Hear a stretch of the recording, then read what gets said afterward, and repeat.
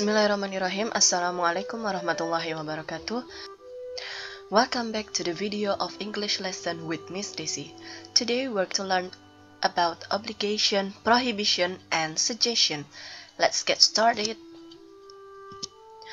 Obligation dalam bahasa Indonesia berarti keharusan atau kewajiban. Untuk menyatakan obligation, kita memerlukan kata bantu must atau have to. Must artinya harus, have to pun berarti harus. Bedanya adalah must digunakan untuk menyatakan keharusan dari diri sendiri, sedangkan have to menyatakan keharusan yang dilakukan berdasarkan rules atau peraturan maupun tata tertib. Sedangkan prohibition merupakan kebalikan dari obligation yang artinya adalah larangan.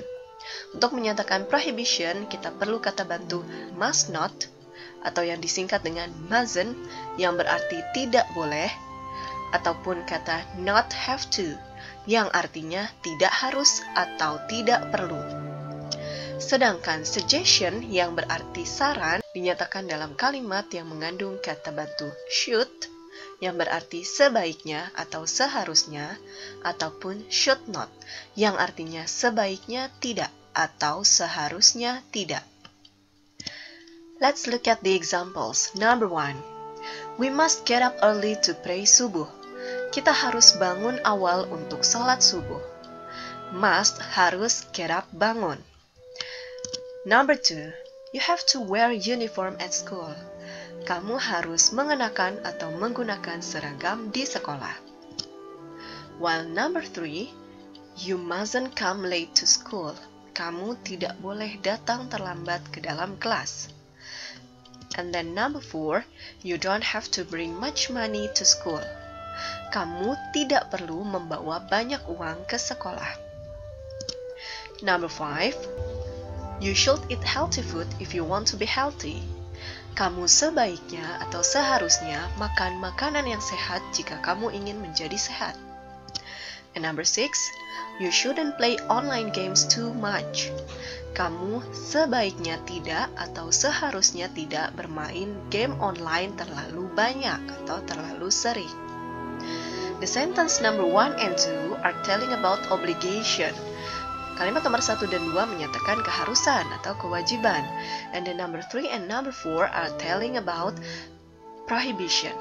Kalimat nomor 3 dan 4 menyatakan larangan. Kita lihat di sini dalam kalimatnya mengandung kata not, maka yang artinya dilarang, tidak boleh, atau jangan. Number 5 and number 6 are telling about suggestion. Nomor 5 dan nomor 6 mengandung makna pemberian saran yang ditandai dengan kata should and shouldn't. From all these sentences, we can see that after the modal must, have to, mustn't, don't have to, should, and shouldn't, we need to put the verb or the base verb. Setelah kata bantu yang ditandai dengan cetak tebal ini, kita perlu menempatkan kata kerja.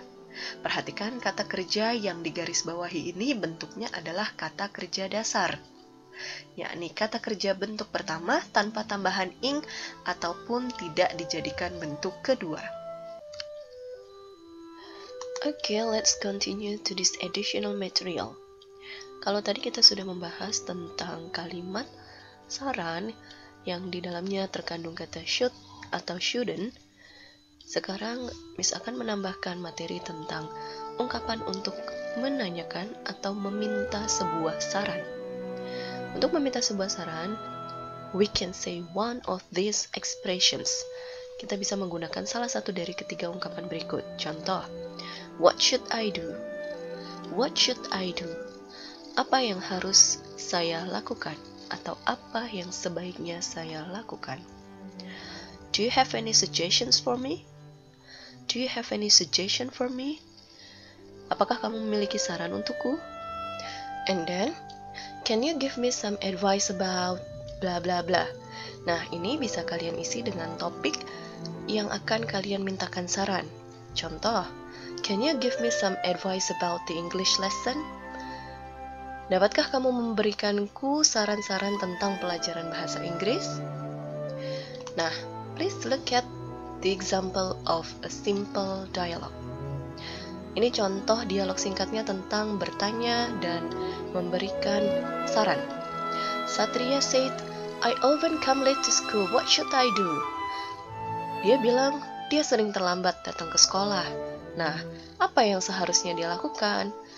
And then, temannya berkata, you should get up and leave home early so you won't come late. Sarannya di sini adalah, kamu sebaiknya atau seharusnya bangun dan berangkat lebih awal sehingga kamu tidak akan terlambat. And then, the second additional material is about other expressions of obligation. Materi tambahan berikutnya adalah tentang ungkapan lain untuk menyatakan keharusan atau kewajiban. Perhatikan kata atau ungkapan yang ditandai merah ini ya.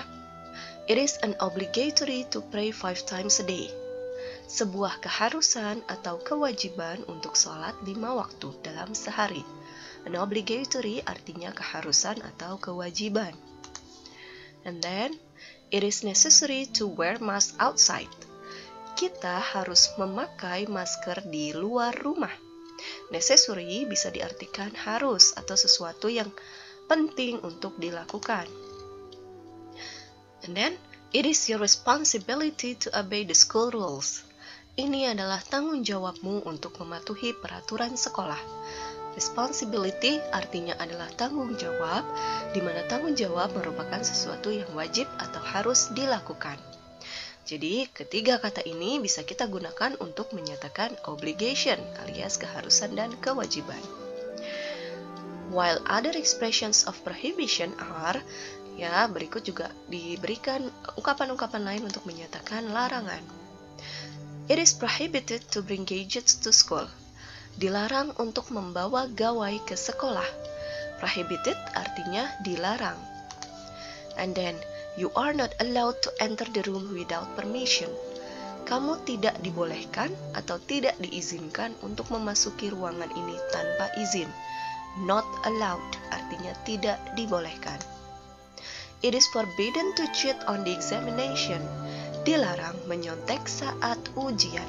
Forbidden mirip seperti prohibited tadi ya, artinya adalah dilarang. Ketiga ungkapan ini bisa kalian gunakan juga untuk menyatakan prohibition.